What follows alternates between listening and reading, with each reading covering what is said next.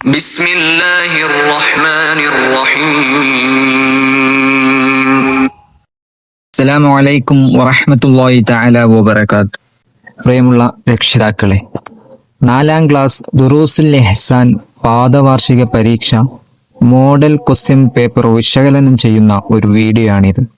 വളരെ പ്രധാനപ്പെട്ട കാര്യങ്ങൾ ചർച്ച ചെയ്യുകയും നമ്മുടെ കുട്ടികൾക്ക് ആവശ്യമുള്ള രീതിയിൽ പരീക്ഷയെ പരിചയപ്പെടുത്തുന്ന വളരെ ഉപകാരപ്രദമായ ഒരു വീഡിയോ ആണിത്. ആദ്യം മുതൽ അവസാനം വരെ നിങ്ങൾ ഈ വീഡിയോ കാണുകയാണെങ്കിൽ നമ്മുടെ കുട്ടികൾക്ക് വളരെ മികച്ച രീതിയിൽ വിജയം കൈവരിക്കാൻ കഴിയും എന്ന് നമ്മൾ മനസ്സിലാക്കണം. ദുറൂസുൽ ഇഹ്സാൻ 4ാം ക്ലാസ് 50 മാർക്കിനുള്ള ചോദ്യങ്ങളാണ് ഉള്ളത്. ഒന്നാമത് യോജിപ്പിക്കാം എന്ന സെക്ഷനാണ്. അതിൽ 6 ക്വസ്റ്റ്യനുകളുണ്ട്. കുറച്ച് ഓപ്ഷനുകൾ ബ്രാക്കറ്റിൽ കൊടുത്തിട്ടുണ്ട്. ഇടതുകാൽ, പ്ലാസ്റ്റിക്, വൃത്തി, വലതുകാൽ, നമ്മുടെ വീടുകൾ, പ്രകൃതി സംരക്ഷണം, ഇങ്ങനെ ഓപ്ഷനുകൾ കൊടുത്തിട്ടുണ്ട്. ആ ഓപ്ഷനുകളിൽ നിന്ന് താഴെ കൊടുത്ത ചോദ്യങ്ങൾക്ക് അനുയോജ്യമായത് ചേർന്നു നിൽക്കുന്നതിനെ തിരഞ്ഞെടുത്തെഴുതണം. ഒന്നാമത്തെ ചോദ്യം, ഈമാനിന്റെ ഭാഗമാണ്. ഈമാനിന്റെ ഭാഗമാണ് വൃത്തി. നമ്മൾ മേലത്തെ ഓപ്ഷനിൽ നോക്കുമ്പോൾ ഈമാനിന്റെ ഭാഗമാണ് വൃത്തി എന്നതാണ് യോജിക്കുന്നത്. അപ്പോൾ അവിടെ വൃത്തി എന്ന് എഴുതുക. രണ്ടാമത്, അള്ളാഹു നൽകുന്ന അനുഗ്രഹമാണ് ഡാഷ്. അള്ളാഹു നൽകുന്ന അനുഗ്രഹമാണ്. നമ്മൾ അള്ളാഹു നൽകിയ ഒരുപാട് അനുഗ്രഹങ്ങളെ പറ്റി നമ്മുടെ പാഠഭാഗങ്ങളിൽ പഠിച്ചിട്ടുണ്ട്. പക്ഷേ ഇവിടെ ബ്രാക്കറ്റിൽ കൊടുത്ത എല്ലാ കാര്യങ്ങളോടും യോജിക്കുന്ന ഓരോ ഉദാഹരണങ്ങളാണ് ബ്രാക്കറ്റിലുള്ളത്. അതിൽ അള്ളാഹു നൽകുന്ന അനുഗ്രഹമാണ് എന്നതിനോട് യോജിക്കുന്നത് നമ്മുടെ വീടുകൾ എന്നതാണ്. അപ്പോൾ അവിടെ നമ്മൾ നമ്മുടെ വീടുകൾ എന്നെഴുതണം. അടുത്തതായി, വീട്ടിൽ നിന്ന് പുറത്തിറങ്ങുമ്പോൾ മുന്തിക്കണം. പെട്ടെന്ന് ഈ ചോദ്യം വായിക്കുമ്പോൾ കുട്ടികൾ വീട്ടിൽ നിന്ന് യാത്രക്കിറങ്ങുമ്പോൾ നല്ലൊരു കാര്യത്തിനാണല്ലോ പോകുന്നത്, അപ്പോൾ വലതുകാൽ വെച്ചിറങ്ങുക എന്ന് ചിന്തിക്കും. അങ്ങനെയല്ല, വീട്ടിൽ നിന്ന് പുറത്തിറങ്ങുമ്പോൾ ഇടതുകാലാണ് മുന്തിക്കേണ്ടത്. ഏതൊരു കാര്യത്തിന് വേണ്ടിയുള്ള യാത്രയാണെങ്കിലും വീട്ടിൽ നിന്ന് പുറത്തിറങ്ങുമ്പോൾ, മുറ്റത്തേക്ക് ഇറങ്ങുമ്പോൾ ഇടതുകാൽ മുന്തിച്ച് ഇറങ്ങണം. അടുത്ത ചോദ്യം, വീട്ടിലേക്ക് കയറുമ്പോൾ മുന്തിക്കണം. വീട്ടിലേക്ക് കയറുമ്പോൾ വലതുകാൽ മുന്തിക്കണം. നമ്മൾ നിൽക്കുന്ന മുറ്റത്തിനേക്കാൾ പവിത്രതയുള്ള വൃത്തിയുള്ള സ്ഥലം നമ്മുടെ വീടാണ്. അതുകൊണ്ട് വീട്ടിലേക്ക് കയറുമ്പോൾ മുന്തിക്കണം, വലതുകാലിനെ മുന്തിക്കണം. ഉത്തരം വലതുകാലാണ്. അടുത്തത്, മരങ്ങൾ വെച്ചു പിടിപ്പിക്കൽ, പ്രകൃതി സംരക്ഷണം. മരങ്ങൾ വെച്ചു പിടിപ്പിക്കൽ, പ്രകൃതി സംരക്ഷണം. ആറാമത്തത്, മണ്ണിനെയും വെള്ളത്തിനെയും മലിനമാക്കും. നമ്മൾ കരുതിയിരിക്കാം പ്ലാസ്റ്റിക്കിന എന്ന പാഠത്തിൽ പ്രത്യേകം പറഞ്ഞതാണ് മണ്ണിനെയും വെള്ളത്തിനെയും മലിനമാക്കുന്ന വസ്തുവാണ് പ്ലാസ്റ്റിക് എന്നുള്ളത്. അതുകൊണ്ട് അവിടെ ഉത്തരം പ്ലാസ്റ്റിക് എന്നെഴുതുക. രണ്ടാമത്തെ സെക്ഷന് 2 വീതം എഴുതുക. നമ്മൾ പഠിച്ച ഒരുപാട് കാര്യങ്ങളിൽ നിന്ന് ആ ചോദ്യങ്ങൾക്കനുസരിച്ച് 2 കാര്യങ്ങൾ എഴുതുക. ഒന്നാമത്തത്, വൃത്തിയുള്ള ശരീരത്തിന് നാം ചെയ്യേണ്ടത്. നമ്മൾ ഒരുപാട് കാര്യങ്ങൾ പഠിച്ചിട്ടുണ്ട്. മിസ്വാക്ക് ചെയ്യുക, കുളിക്കണം, നഖം മുറിക്കണം. നമ്മൾ ഒരുപാട് കാര്യങ്ങൾ പഠിച്ചിട്ടുണ്ട്. അതിൽ നിന്ന് 2 എണ്ണം എഴുതുക. ഇവിടെ എഴുതിയത് മിസ്വാക്ക് ചെയ്യണം, കുളിക്കണം. അടുത്ത ചോദ്യം, പ്രകൃതിയെ സംരക്ഷിക്കേണ്ട വഴികൾ. നമ്മളെ പാഠത്തിൽ പ്രകൃതി സംരക്ഷണവുമായി ബന്ധപ്പെട്ട് പഠിക്കുന്ന പാഠത്തിൽ 7ഉം 8ഉം കാര്യങ്ങൾ നമ്മൾ പഠിച്ചിട്ടുണ്ട്. അതിൽ നിന്ന് 2 എണ്ണം എഴുതുക. 1, മരങ്ങൾ വെച്ചു പിടിപ്പിക്കുക. 2, ജലം മലിനമാക്കാതിരിക്കുക. പ്രകൃതി സംരക്ഷിക്കേണ്ട വഴികൾ ഏതൊക്കെയാണ്? മരങ്ങൾ വെച്ചു പിടിപ്പിക്കുക, ജലം മലിനമാക്കാതിരിക്കുക. മൂന്നാമതായിട്ട് അടുത്ത ചോദ്യം വരുന്നത്, വീട്ടിൽ പാലിക്കേണ്ട അദബുകൾ. ഒരുപാട് അദബുകൾ നമ്മൾ പഠിച്ചിട്ടുണ്ട്. അതിൽ നിന്ന് നമ്മുടെ മനസ്സിലുള്ള 2 കാര്യങ്ങൾ എഴുതണം. ഒന്നാമത്, വീട്ടിലേക്ക് കയറുമ്പോൾ സലാം പറയുക. വീട്ടിലുള്ളവരോട് സലാം പറയുക. 2, വീട്ടിലേക്ക് കയറുമ്പോൾ വലതുകാൽ വെച്ച് പ്രവേശിക്കുക. നമ്മൾ സ്ഥിരം ചെയ്യുന്ന കാര്യങ്ങളാണ് സലാം പറയലും വലതുകാൽ വെച്ച് പ്രവേശിക്കുന്ന കാര്യങ്ങളും. അപ്പോൾ നമ്മളിത് പഠിക്കുന്നതിനപ്പുറം എഴുതി ശീലിക്കുക. അങ്ങനെ എഴുതി ശീലിക്കുമ്പോൾ മാത്രമാണ് പരീക്ഷയിൽ എഴുതാൻ കഴിയുക. അപ്പോൾ വീട്ടിൽ പാലിക്കേണ്ട അദബുകൾ: 1. സലാം പറയുക. 2. വീട്ടിലേക്ക് കയറുമ്പോൾ വലതുകാൽ വെച്ച് പ്രവേശിക്കുക. 3-ാമത്തെ ഭാഗം ഉത്തരം എഴുതാം. 3-ാമത്തെ സെക്ഷൻ ചോദ്യങ്ങൾക്ക് ഉത്തരം എഴുതേണ്ട സെക്ഷനാണ്. 1-ാമത്തെ ചോദ്യം: ഖൽബിനെ ശുദ്ധമാക്കണം എന്തിനെ തൊട്ടെല്ലാം? ഖൽബിനെ ശുദ്ധമാക്കണം എന്തിനെ തൊട്ടെല്ലാം? കിബർ, ഹസദ്, റിയാ, ശിർക്ക് എന്നിവയിൽ നിന്ന് ഖൽബിനെ ശുദ്ധിയാക്കണം. ഒന്നുകൂടി പറയാം.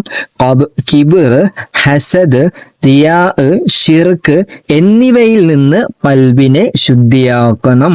ഈ എല്ലാ കാര്യങ്ങളും എഴുതണം. എന്തിനെ തൊട്ടെല്ലാം? അപ്പോൾ കിബർ, ഹസദ്, റിയാ, ശിർക്ക് ഈ 4 കാര്യങ്ങൾ എഴുതിയാലാണ് നമുക്ക് മുഴുവൻ മാർക്കും കിട്ടുള്ളൂ. അടുത്ത ചോദ്യം: വീട്ടിൽ ദുർവ്യയം ഒഴിവാക്കണം ഏതിലെല്ലാം? വീട്ടിൽ ദുർവ്യയം ഒഴിവാക്കണം ഏതിലെല്ലാം? വീട്ടിൽ പാലിക്കേണ്ട മര്യാദകളുടെ കൂട്ടത്തിൽ പറയുന്നതാണിത്. വെള്ളം, ഭക്ഷണം, വൈദ്യുതി എന്നിവയിൽ നിന്ന് വീട്ടിൽ ദുർവ്യയം ഒഴിവാക്കണം. വെള്ളം, ഭക്ഷണം, വൈദ്യുതി ഈ 3 കാര്യങ്ങൾ ഉത്തരമായി എഴുതിയാൽ മതി. 3 മാർക്ക് നമുക്ക് ലഭിക്കും. അടുത്ത ചോദ്യം: സഅദ് റളിയല്ലാഹു അൻഹുവിൽ നബി സല്ലല്ലാഹു അലൈഹി വസല്ലമ തങ്ങൾ കണ്ട അമിത വ്യയം എന്തായിരുന്നു? നമ്മുടെ പാഠഭാഗത്തുണ്ട്. സഅദ് റളിയല്ലാഹു അൻഹു ഒഴുകുന്ന നദിയിൽ നിന്ന് വുളൂ ചെയ്യുമ്പോൾ ആവശ്യത്തിലധികം വെള്ളം ഉപയോഗിച്ചിരുന്നു. ആ ചരിത്ര സംഭവം നമ്മൾ പഠിച്ചിട്ടുണ്ട്. അപ്പോൾ വുളൂയിൽ ആവശ്യത്തിൽ കൂടുതൽ വെള്ളം ഉപയോഗിച്ചു. അതാണ് മുത്തുനബി തങ്ങൾ കണ്ട അമിത വ്യയം. അടുത്ത ചോദ്യം: പ്ലാസ്റ്റിക് അന്തരീക്ഷത്തെ മലിനമാക്കും എങ്ങനെ? ഇവിടെ പ്രത്യേകം ശ്രദ്ധിക്കേണ്ടത് പ്ലാസ്റ്റിക് ഭൂമിയിലേക്ക് വലിച്ചെറിയുമ്പോൾ മണ്ണ് മലിനമാകും. അന്തരീക്ഷം, വായു എങ്ങനെയാണ് മലിനമാകുക? കുട്ടികൾക്ക് മനസ്സിലാക്കി കൊടുക്കണം. അന്തരീക്ഷത്തെ മലിനമാക്കുന്നത് പ്ലാസ്റ്റിക് കത്തിക്കുമ്പോൾ ഉണ്ടാകുന്ന വിഷപ്പുക അന്തരീക്ഷത്തെ മലിനമാക്കും. പ്ലാസ്റ്റിക് കത്തിക്കുമ്പോൾ ഉണ്ടാകുന്ന വിഷപ്പുക അന്തരീക്ഷത്തെ മലിനമാക്കും. 4-ാമത്തെ സെക്ഷൻ പൂരിപ്പിക്കാം. നമ്മളെ പാഠഭാഗത്തിൽ പ്രധാനപ്പെട്ട ഭാഗങ്ങളുടെ ആദ്യ ഭാഗം നൽകുകയും അതിന്റെ അവസാന ഭാഗത്ത് നിന്ന് വിട്ടുപോയ കാര്യങ്ങൾ കുട്ടികൾ എഴുതണം. അതാണ് പൂരിപ്പിക്കാം എന്ന സെക്ഷനിൽ ഉദ്ദേശിക്കുന്നത്. 1-ാമതായിട്ട് ചോദിച്ചത് മരണാനന്തരം പ്രതിഫലം ലഭിക്കുന്ന പുണ്യകർമ്മമാണ്. മരണാനന്തരം പ്രതിഫലം ലഭിക്കുന്ന പുണ്യകർമ്മമാണ് മരങ്ങൾ നട്ടുപിടിപ്പിക്കൽ. നമ്മൾ നട്ട ഒരു മരം നമ്മുടെ മരണത്തിന് ശേഷം ഇവിടെ നിലനിൽക്കുകയും അതിന്റെ ഫലം മനുഷ്യനോ പക്ഷിയോ ആരു കഴിച്ചാലും അതൊരു സ്വതക്കയായി കണക്കാക്കുകയും അതിന്റെ പ്രതിഫലം നമുക്ക് ലഭിച്ചുകൊണ്ടേയിരിക്കും. അപ്പോൾ മരണാനന്തരം പ്രതിഫലം ലഭിക്കുന്ന പുണ്യകർമ്മമാണ് എന്ത്? മരങ്ങൾ നട്ടുപിടിപ്പിക്കൽ. എന്താണ്? മരങ്ങൾ നട്ടുപിടിപ്പിക്കൽ. 2-ാമത് ചോദിച്ചത് മനുഷ്യകരങ്ങളുടെ പ്രവർത്തന ഫലമായി കരയിലും കടലിലും നാശം പ്രത്യക്ഷപ്പെട്ടു. കരയിലും കടലിലും നാശം പ്രത്യക്ഷപ്പെട്ടു. കരയിലും കടലിലും നാശം പ്രത്യക്ഷപ്പെട്ടു. ഇതാണ് ഉത്തരം. അത് വളരെ വൃത്തിയിൽ അവിടെ എഴുതി കൊടുക്കുക. 3-ാമത് ചോദിച്ചത് കത്തുന്ന പ്ലാസ്റ്റിക്കിന്റെ പുക ഡാഷ് ശരീരത്തിലെത്തും. കത്തുന്ന പ്ലാസ്റ്റിക്കിന്റെ പുക എങ്ങനെയാണ് ശരീരത്തിലെത്തുക? ശ്വസനം വഴി. അപ്പോൾ പൂർണ്ണമായി ഇങ്ങനെ വായിക്കാം: കത്തുന്ന പ്ലാസ്റ്റിക്കിന്റെ പുക ശ്വസനം വഴി ശരീരത്തിലെത്തും. 5-ാമത്തെ സെക്ഷൻ അർത്ഥം എഴുതാം. അറബി വാക്കുകൾ ഉണ്ടാകും. അതിന്റെ അർത്ഥം നമ്മൾ എഴുതണം.